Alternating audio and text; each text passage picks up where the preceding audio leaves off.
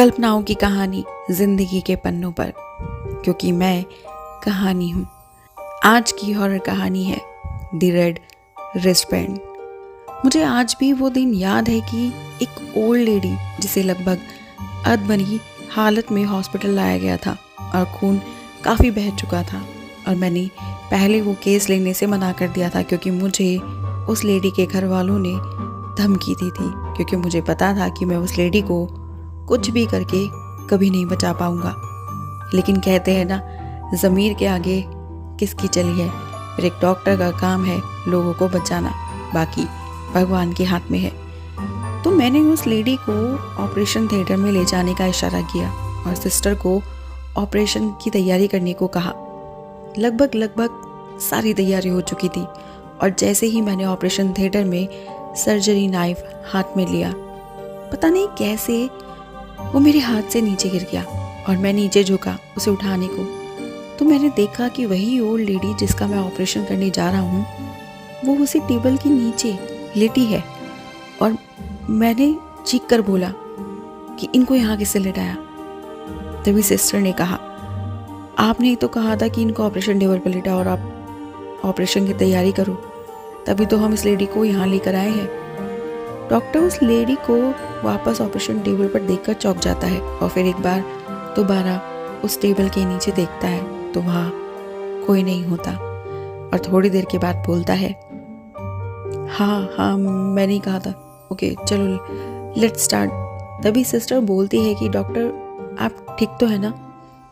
Doctor हाँ बोलते हुए ऑपरेशन स्टार्ट करता है, और तभी उस ओल्ड लेडी की कंडीशन बिगड़ने लगती है और अगले ही पल न जाने एकदम से अचानक से उसकी कंडीशन स्टेबल भी हो जाती है, जैसे कोई चमत्कार हो गया हो।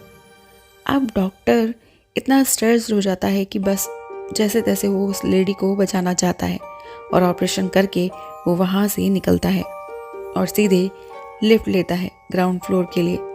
लिफ्ट में एंटर करते ही उसे महसूस होता है कि वहाँ भी एक ओल्ड लेडी खड़ी है जो बिल्कुल उस लेडी जैसी दिखती है, लेकिन उसे ध्यान नहीं दिया क्योंकि उसको लगा कि आज पता नहीं उसे क्या हो गया है, शायद ज़्यादा ही स्ट्रेस ले लिया है।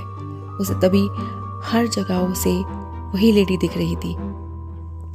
इग्नोर करते हुए वो ग्राउंड फ्लोर पर निकला और रिसेप्शन पर पहुंचा और अपनी बाकी की सारी अपॉइंटमेंट कैंसिल की, और रिसेप्शनिस्ट को कहा कि जो लेडी आज ऑपरेट हुई है उसकी कंडीशन में कुछ आगे पीछे होता है तो मुझे फ़ोन कर दे। इतना कहकर वो वहाँ से पार्किंग के लिए लिफ्ट लेता है।